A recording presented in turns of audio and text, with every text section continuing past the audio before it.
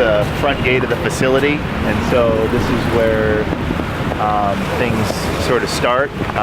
We take patients that either walk in or that are brought in by ambulance. People that are, at the end of the disease course that are dying or dead. Families, whole families that come in, all of that. We see it. Here's some of the children that are negative, that are waiting for a place to go after they've been released. We have about 60 beds available. Right now we have somewhere on the order of 40 or so patients, 40 to 50. And so if you imagine you're going to round on 40 or 50 patients and you're going to do that in an hour and a half, you get about a minute and a half, 2 minutes per patient.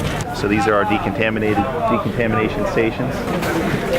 What they've done is they've basically piped chlorinated water throughout the facility.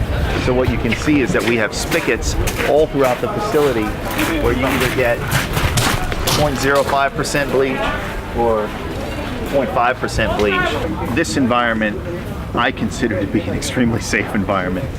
This is all predictable for me. I know what's going on with myself in there. I know I feel very comfortable and safe with the processes of coming out of there.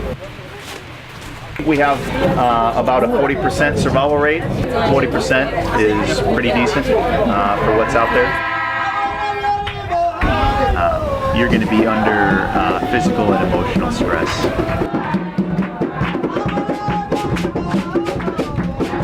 The physical stress of being in the PPE, doing the work, the emotional stress associated with the nature of the patients that we see. We had a mom come in who was pregnant and she was bleeding, and what we know about women that have Ebola is that it would be rare for them to have a viable baby.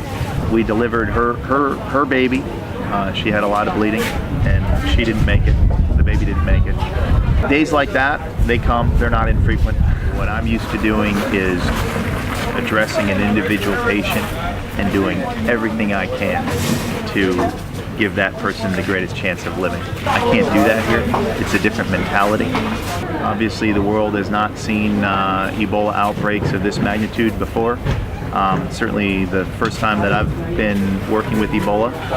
I've worked in other sort of resource poor settings, working with infectious diseases, plague in Madagascar, and done some work in Peru.